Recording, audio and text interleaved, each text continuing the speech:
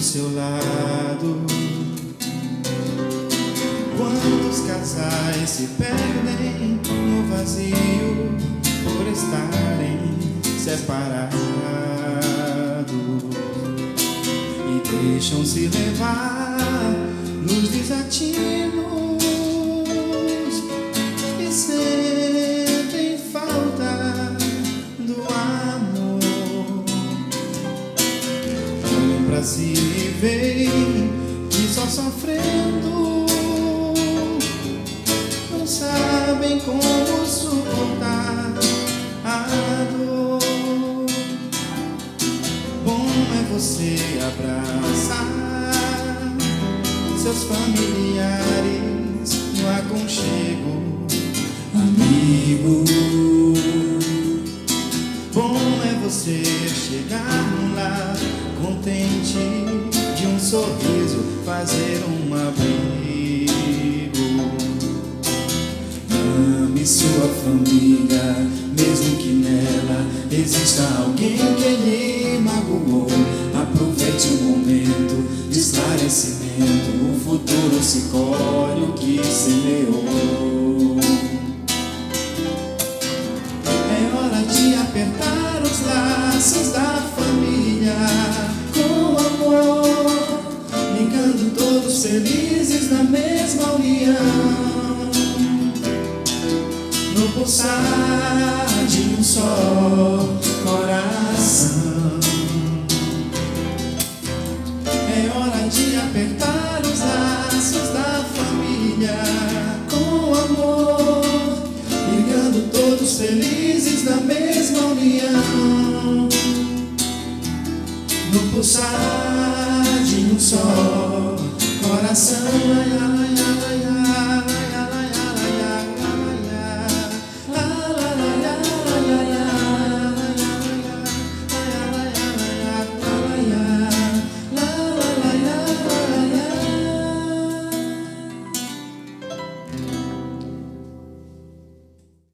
Certa vez eu estava num grupo de estudo, e esse grupo de estudo foi recente, falava por diversos temas, né? Temas que são importantes, temas como aborto, temas como suicídio, temas como crime, e abre-se um momento de discussão no grupo, para que cada um coloque sua concepção, né? Em determinado momento, um colega ele diz que a cada tentativa de suicídio, a cada parente de um suicida, deveria ser dado o livro Memórias de um Suicida. A cada pessoa que tentou cometer um aborto, ou alguém que conhece alguém que cometeu um aborto, deveria ser dado alguns livros do André Luiz, que cita algumas passagens. E aí, nosso colega vai. A fala dele foi muito importante para mim, porque a fala dele disparou meu alerta vermelho como espírita. Eu fiquei pensando, e a minha função como espírita? E a minha conduta como espírita? Porque a fala do outro é o que nos traz a consciência. Não é o outro, não é julgar o outro, mas é a fala dele que desperta os nossos alarmes interiores. Então, eu comecei a pensar, será que realmente, como espírita, apresentar um determinado quadro a uma pessoa que já teve sua cota de dor, ou que está tendo sua cota de dor, é suficiente? É correto? Qual é a minha conduta? A conduta de Ludmila como espírita diante das situações que me apresentam? Diante de alguém que chega até mim e desabafa, e conversa, e pede um conselho, uma orientação, um amparo. E comecei a refletir sobre minha postura como espírita, minha conduta como espírita. A nossa conduta é de consolo, amparo e orientação, a cada um conforme suas obras. A espiritualidade ela é tão misericordiosa que ela não faz regra única. A quem cometeu suicídio, responderá. Terá atenuantes, mas responderá. A quem cometeu aborto, responderá. Terá atenuantes. Ou será que aquela fotografia que nós tiramos há 10 anos atrás, a pessoa hoje é a mesma?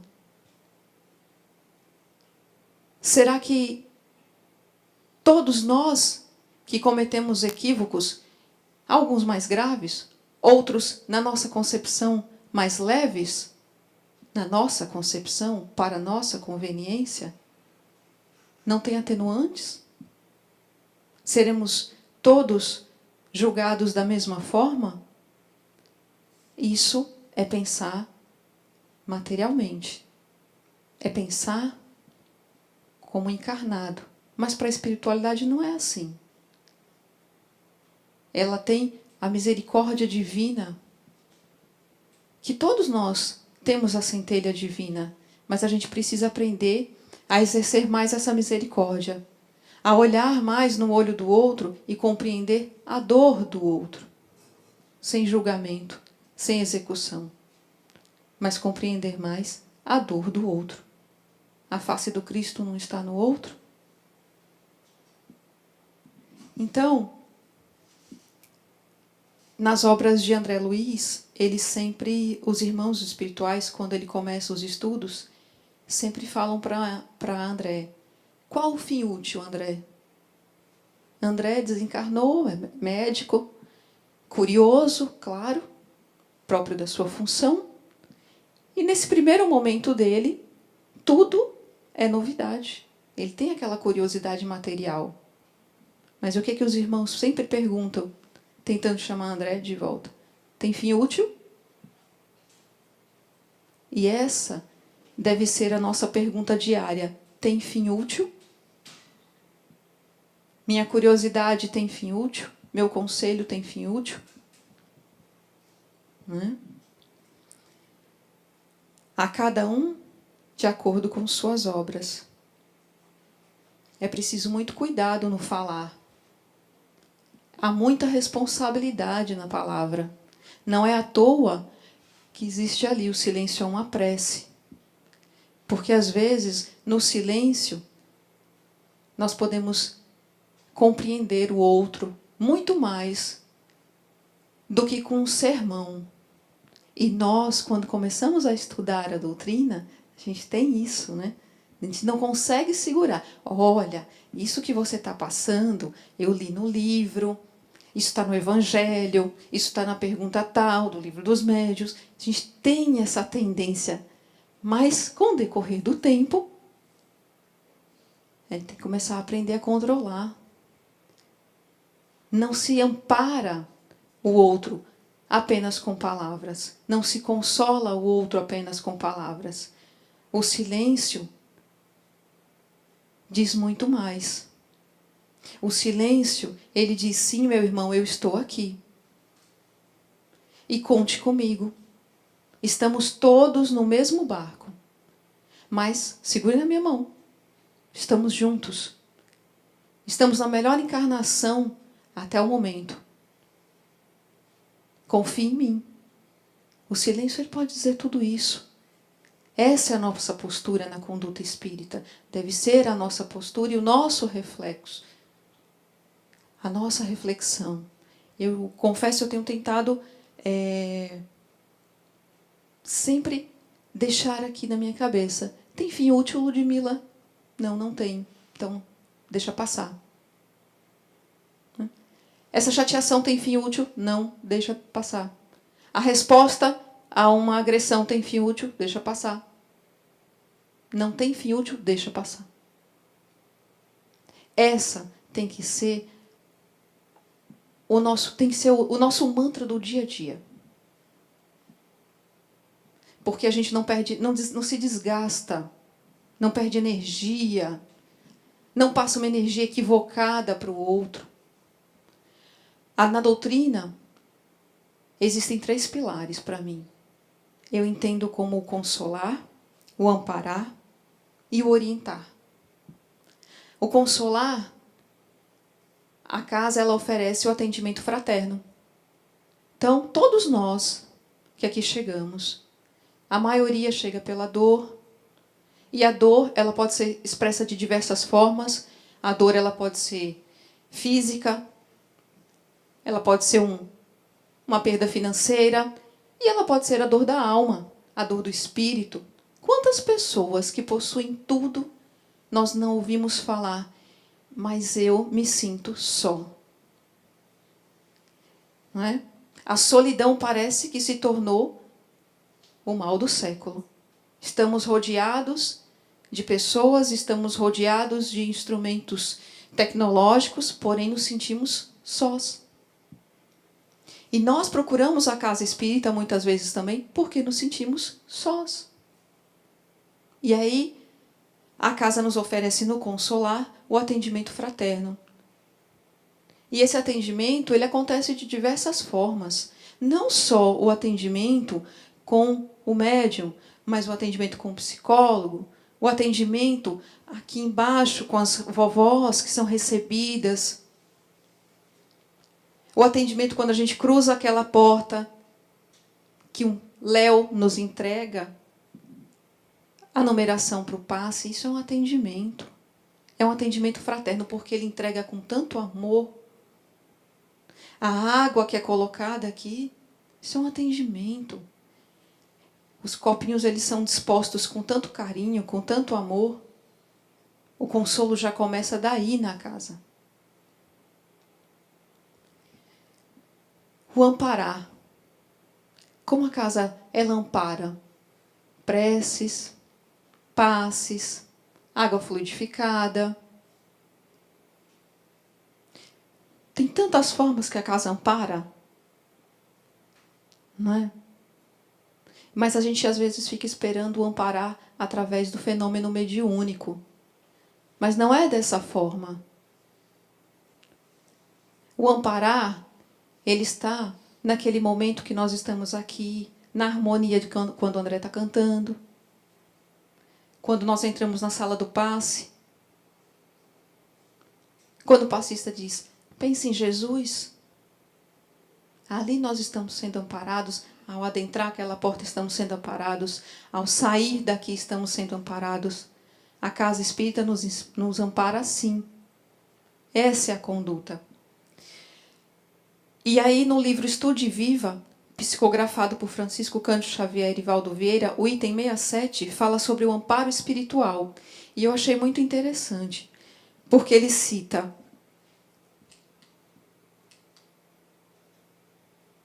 no item 1, no plano físico, onde apareça a cultura social, multiplicam-se dispositivos de segurança contra desastres. No item 2, isso, porém, deve igualmente ocorrer no reino da alma. E o que ele quer dizer com isso? Nós nos precavemos tanto contra desastres naturais, nós temos tanto cuidado, por exemplo, existem países que já sabem quando haverá um terremoto. Isso foi recente. Vai haver daqui a uma semana, está chegando daqui a uma semana e todos se preparam. Não é? Organizamos alimentação, água em casa, as casas são reforçadas. Aqui no Brasil, como nós fazemos? Eu preciso botar uma grade no meu portão, eu tenho esses cuidados, está chovendo muito, eu vou melhorar o meu telhado. E da mesma forma, igualmente ocorre no reino da alma. Nós precisamos fortalecer o nosso espírito. E como se fortalece o espírito? Com a prece, com o evangelho no lar, com pensamentos edificantes. Durante o dia, as distrações elas são imensas. Chegou em casa, respira. Toma um banho, respira, antes de dormir faça a sua prece, para dormir bem. Pensa bem, higieniza a sua mente. Nós precisamos fazer isso, porque a gente se preocupa muito com o físico. Mas e a alma, e o espírito? E o cuidado com o espírito? Como diz, igualmente ocorrer no reino da alma. No 4, não te descuides, pois do amparo aos que te acompanham no educandário da vida, entendendo-se que existem quedas de pensamento, determinando lamentáveis acidentes de espírito. Existem quedas de pensamento, são quedas, mas toda queda, nos levantamos após a queda. É normal, fraqueza, a gente acontece com qualquer um, em qualquer momento da vida. Nós temos as quedas de pensamento, sim, e não é a um momento, é diariamente. Porém, caiu, levanta, pensa positivo. Isso está acontecendo comigo? Por quê? Preciso passar por isso. Sejamos fortes, não sejamos vítimas nem reféns da situação. Sejamos fortes, porque nós já temos o conhecimento. Somos imortais. O que estamos passando, temporário, matéria. Precisamos nos fortalecer. E o que traz esse fortalecimento? A certeza da imortalidade do espírito. Sofremos muito querendo ter o controle de tudo na nossa vida. Não temos o controle, deixa fluir. Uma amiga muito querida disse a mim. Ela disse, aproveite o momento. Aproveite esse momento. Não o do 5 minutos atrás, nem os 5 minutos à frente. Esse momento. Deixa fluir. Não temos controle sobre nada. E isso não é motivo para desespero, isso é motivo para paz. Porque eu sei que sou imortal, que o que está acontecendo comigo aqui é temporário. Isso é motivo para serenidade. No item 5, em toda situação, seleciona palavras e atitudes que possam efetivamente ajudar. Esse acho que é um dos mais difíceis para a gente, né? Selecionar palavras e atitudes que possam efetivamente ajudar. É ter esse critério. Só que nós somos muito reativos ainda. A gente não para e pensa. Nós sempre temos 1 segundo de lucidez antes de falar. Quantas vezes a gente faz isso durante o dia? Eu conto na mão, em uma mão, quantas eu consigo fazer. Isso é educação da gente. A gente está se reeducando. A doutrina faz isso conosco. Nos reeduca. Isso é importante. Ah, mas aconteceu. Não soube selecionar e terminei falando e me arrependi. O importante é isso. Você teve a consciência. Você teve a consciência e se teve a oportunidade, pediu desculpas. E com certeza esse momento não acontecerá novamente. Nós vamos nos policiar mais. Com nossas palavras e com nossas atitudes. No item 6, ante as falhas alheias, não procedas irrefletidamente, censurando ou aprovando isso ou aquilo sem análise justa, a pretexto de assegurar a harmonia, mas define-te com bondade, providenciando corretivos aconselháveis, sem alarde e sem aspereza. Eu acho magnífico essa passagem, porque é como se estivesse vendo a espiritualidade conversando conosco. Ela é firme, porém ela é justa. Ela não é áspera, ela é bondosa, mas ela diz exatamente aquilo que já sabemos. Não é nem que precisamos ouvir, é que já sabemos. É porque a gente vai varrendo lá para debaixo do nosso tapetezinho. Mas no fundo, aqui no fundo, quando a gente deita a cabecinha no travesseiro sozinho, a gente sabe que ela está certa. E ela fala com uma bondade. Quando a gente abre o Evangelho, qualquer leitura que nós façamos, está lá. Os irmãos falam de uma forma justa, clara. Não tem censura, mas tem a verdade. E nós, como somos muito melindrosos, levamos logo para o lado pessoal. A gente faz isso no nosso dia a dia. Mas não é assim. Administra, onde estiveres, o auxílio espiritual com a alavanca do próprio equilíbrio, para ajudar o outro, precisamos estar equilibrados.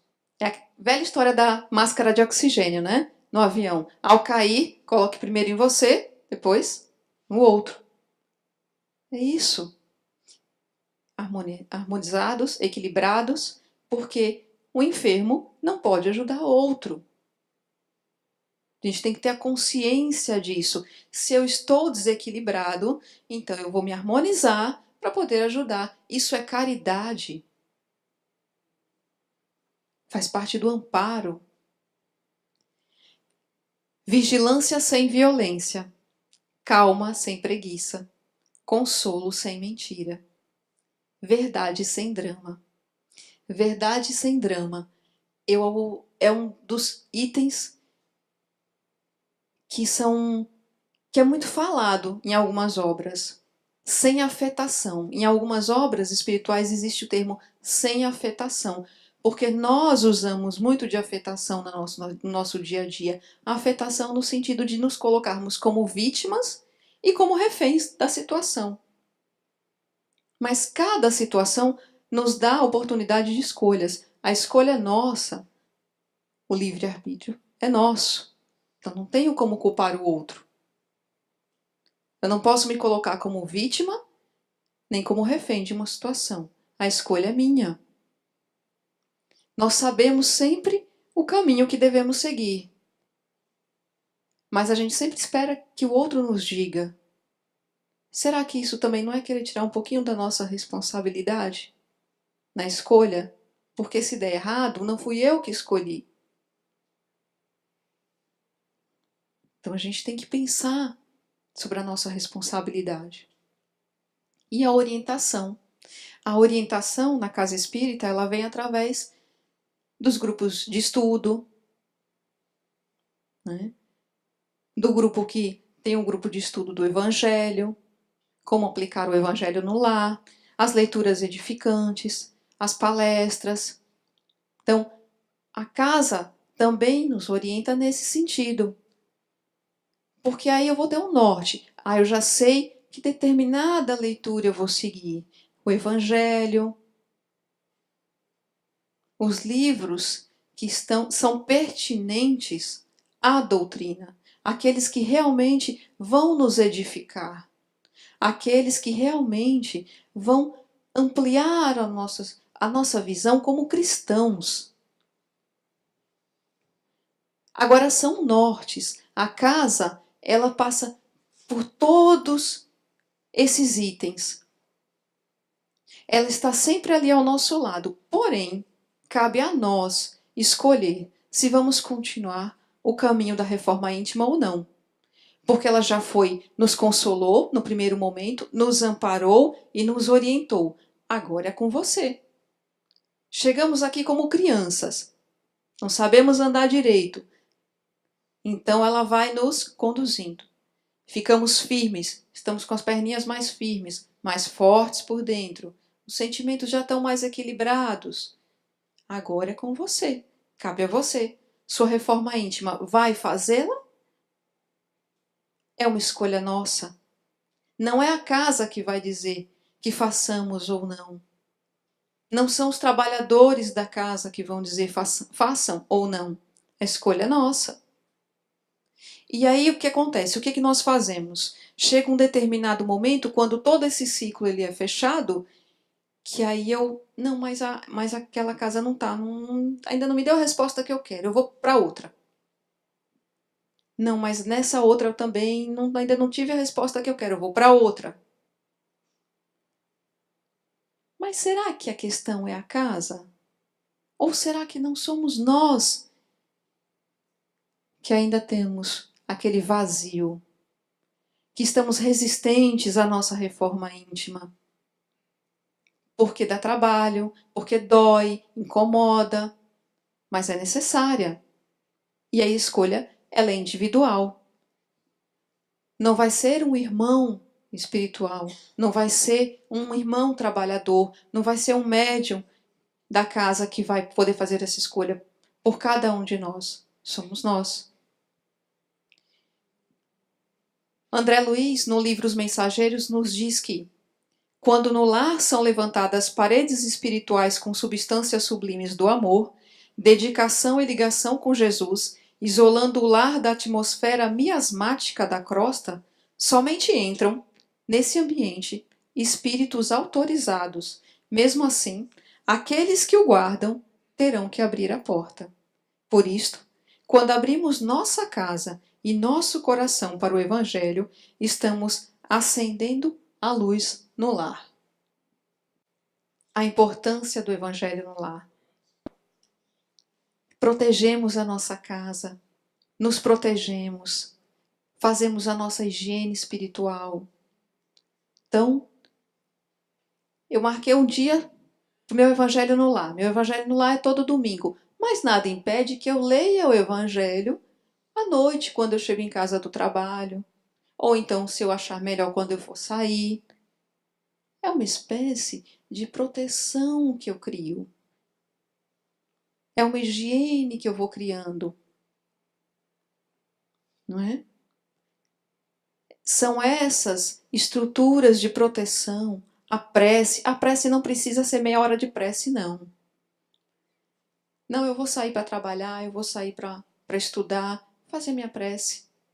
Eu vou dormir e vou fazer minha prece. Pedir que no meu sono eu seja levado a locais de estudo, que eu tenha um sono tranquilo, porque a gente não fica ali paradinho dormindo à noite, a gente trabalha muito, o nosso espírito trabalha muito quando a gente está dormindo. Então, que eu trabalhe no estudo. Como eu consigo isso? Com o meu espírito tranquilo, faço minha prece e vou dormir. Porque nós vamos aonde o nosso coração está. Essa tem que ser o nosso cuidado ao dormir e ao acordar. A gente não cuida do corpo material, a gente não vai para a academia, a gente não toma banho, não escova os dentes. Então vamos cuidar do espírito também. É necessário. Tem uma... Eu achei interessante, porque foi uma fala de um palestrante aqui uma vez também, e tem uma lenda de... É uma fábula, né? Dos dois lobos. São dos índios Cherokee. E dizia assim: um jovem guerreiro, indignado e com raiva, chega junto de seu avô, contando que sofreu injustiça de um amigo. O avô disse ao neto: deixa-me contar-lhe uma história. Eu mesmo, algumas vezes, senti grande ódio daqueles que me aprontaram, tanto sem qualquer arrependimento daquilo que fizeram. Todavia, o ódio corrói-te, mas não fere o teu inimigo. É o mesmo que tomar veneno, desejando que o teu inimigo morra. Lutei muitas vezes contra estes sentimentos. E o avô continuou contando ao neto: é como se existissem dois lobos dentro de mim. Um deles é bom e não magoa. Ele vive em harmonia com todos ao redor dele e não se ofende quando não se teve intenção de ofender. Ele só lutará quando for certo fazer isso e da maneira correta. Mas o outro lobo, esse é cheio de raiva. Mesmo as pequeninas coisas o lançam num ataque de ira. Ele briga com todos o tempo todo sem qualquer motivo. Ele não pode pensar, porque a sua raiva e o seu ódio são muito grandes. É uma raiva inútil, pois sua raiva não irá mudar coisa alguma. Algumas vezes é difícil conviver com estes dois lobos dentro de mim, pois ambos tentam dominar o meu espírito. O jovem olhou intensamente nos olhos do seu avô e perguntou: qual deles vence, avô? O avô sorriu e respondeu baixinho: aquele que eu alimento. A gente já conhece essa frase, não é? Mas aí eu quis trazer o texto todo, porque que isso sirva para mim como âncora mental. Eu me pergunto todos os dias a quem eu estou alimentando naquele momento. Então, quando nós passamos por um momento de dificuldade, de raiva, de ódio, de desgosto, qual eu estou alimentando naquele momento? Esse é o nosso cuidado. Que sentimento eu estou alimentando naquele momento? Porque isso vai crescendo e vai formando aquela manchazinha no nosso espírito. Vai se formando, vai se formando, vai se formando e ela vai crescendo. Eu preciso mesmo alimentá-lo todos os dias? Não é mais fácil alimentar um outro sentimento? O sentimento de bondade, de compreensão. Se eu me chateei, que eu me chateie naquele momento, mas que eu perdoe. Que eu não carregue comigo por todo o dia aquele momento de chateação. Que eu não emita essa energia para o outro, porque ele tem a sua própria. Se ele provocou aquilo em mim, será que eu também não provoquei nele? Será que a minha atitude também não provocou alguma coisa que acendeu aquela reação no outro? Será que eu sou tão manso assim? A fala do outro, a postura do outro tem que ser aquela que acenda o nosso alerta. Não é julgar a postura do outro, nem o pensamento do outro, mas sim nos conscientizar de nós mesmos. Porque eu não tenho que conscientizar o outro. Isso não é tarefa minha. Eu tenho que me conscientizar. Entender o meu momento neste plano. Entender a minha responsabilidade neste plano. E aí, eu trouxe para vocês, é bem rapidinho agora, viu, Eva? Então, um instante passou a hora.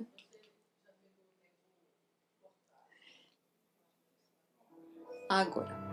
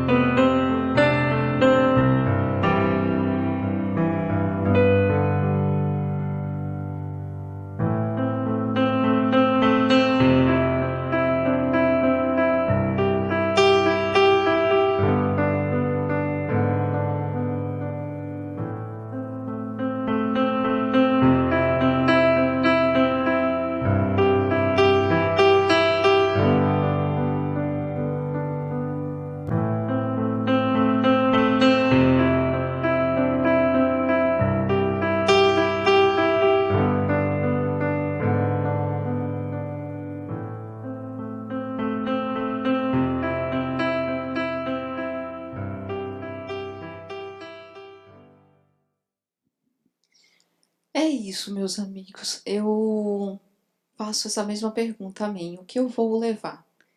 Então, que façamos dessa encarnação uma encarnação feliz.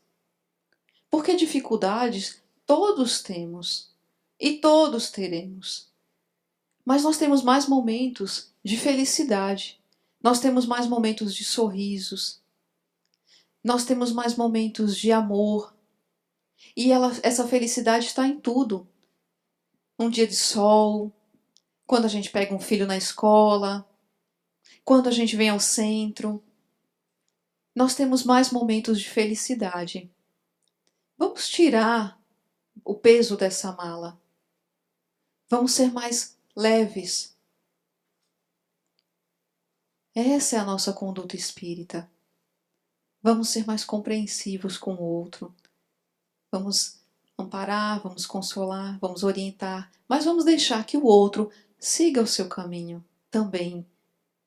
E vamos torcer para que todos nós, ao desencarnar, possamos nos reencontrar aqui nessa família Viana de Carvalho.